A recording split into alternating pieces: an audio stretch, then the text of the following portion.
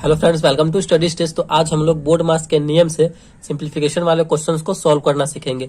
अगर आप बोर्ड मास के नियम से सरलीकरण वाले क्वेश्चंस को सॉल्व नहीं करते हैं तो आपका 100% चांस होता है कि वो क्वेश्चन आपका गलत हो जाएगा। तो चलिए इसमें सबसे पहले हम बोर्ड मास को समझ लेते हैं, यानी बोर्ड मास होता क्या है। तो देखिए, बी से होता है ब्रैकेट, और ब्रैकेट चार प्रकार के होते हैं। कौन कौन से ब्रैकेट होती है? तो लाइन ब्रैकेट यानी रेखा कोष्ठ, उसके बाद ये हो गया आपका छोटा ब्रैकेट छोटा कोष्ठ, ये हो गया आपका मध्यम कोष्ठ मिडिल ब्रैकेट, और ये हो गया सबसे बड़ा कोष्ठ, ठीक, बिग ब्रैकेट। तो हमें इसी रेशियो से हमें सॉल्व करना होता है। पहले हमें रेखा कोष्ठ दिया गया क्वेश्चन में, तो रेखा कोष्ठ को सॉल्व करना है, उसके बाद छोटा कोष्ठ को सॉल्व करना है, उसके बाद इसके मध्यम कोष्ठ के अंदर जो क्वेश्चन दिए रहेंगे नंबर उसको सॉल्व करना है, उसके बाद लास्ट में हमें बड़ा ब्रैकेट को सॉल्व करना है, ठीक।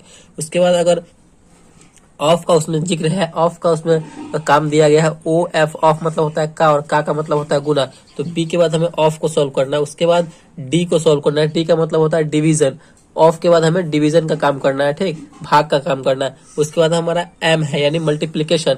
अगर डी के बाद एम दिया गया, डिवीजन के बाद मल्टीप्लिकेशन दिया गया उसमें क्वेश्चन में, तो हमें भाग का काम करना है, ठीक। उसके बाद है हमारा ए यानी एडिशन का काम करना है। उसके बाद हमारा है लास्ट में सब्ट्रैक्शन यानी घटाव का काम हम सबसे लास्ट में करते हैं, ठीक।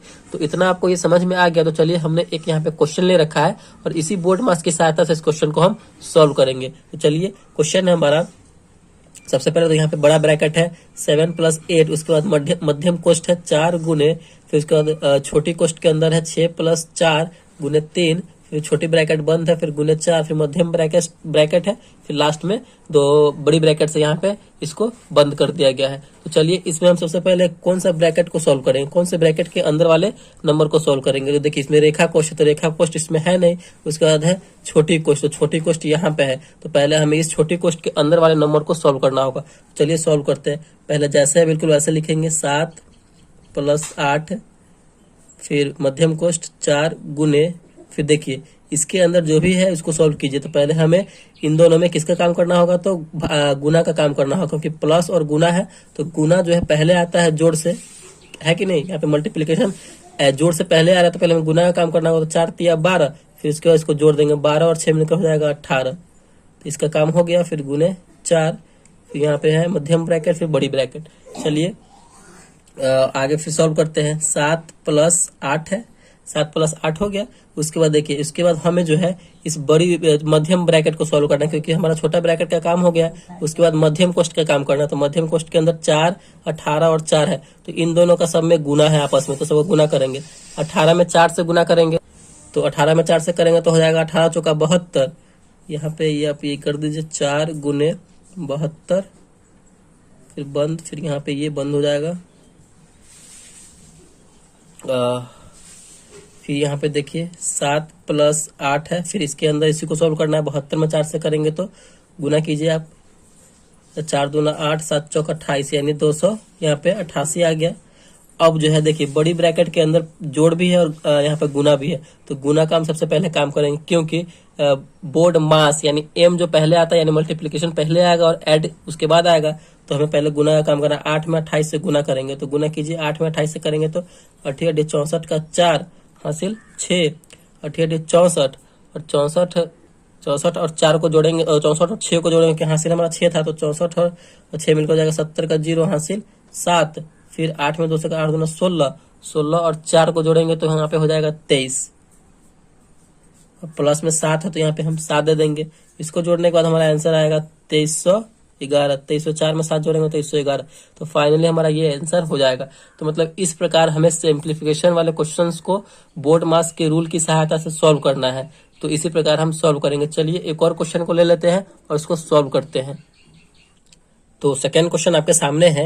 यहाँ पे है पहले एक मध्यम सबसे छोटी कोष्ठ है 3/2 प्लस, फिर छोटी कोष्ठ के अंदर है 5/3 भाग 10/9, छोटी कोष्ठ बंद है, फिर उसके बाद छोटी कोष्ठ से पूरा बंद है, गुने 5/12 है। तो इसको हमें सॉल्व करना है। तो हमें पहले छोटी कोष्ठ के अंदर वाले को सॉल्व करना होगा। छोटी कोष्ठ के अंदर एक, इसके अंदर भी एक छोटी कोष्ठ है, तो पहले इसको हम सॉल्व करते हैं। चलिए 5/3 है, यहाँ पे पहले जैसे बिल्कुल वैसे लिखेंगे, 3/2 प्लस 5/3 है, यहाँ पे देखिए आप 5/3 भागे 10/9 है। तो आपको यहाँ पे क्या मिल रहा है, तो भिन्न का यहाँ पे भाग मिल रहा है। तो भिन्न का भाग हम कैसे बनाते हैं, भाग वाले पोर्शन को किस चीज में हम चेंज कर देते हैं, तो गुना के रूप में चेंज कर देते हैं। तो भाग वाले को जैसे हम गुना के रूप में चेंज करेंगे ना, तो हमारा संख्या जो उसके आगे वाला होगा वो पलट जाएगा, यानी ऊपर का नीचे हो जाएगा। 10/9 है तो गुना में चेंज किया तो 9 यहाँ पे 10 हो जाएगा। ठीक, इस प्रकार हो जाएगा।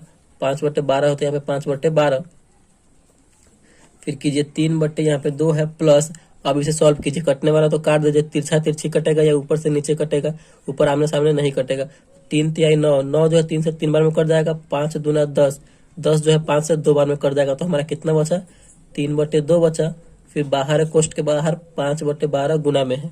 ठीक, फिर इसको देखिए 3/2 प्लस 3/2 है यहाँ पे, तो इसका हम क्या कर देंगे, तो एलसीएम ले लेंगे। 2 का एलसीएम कितना हो जाएगा, 2 हो जाएगा।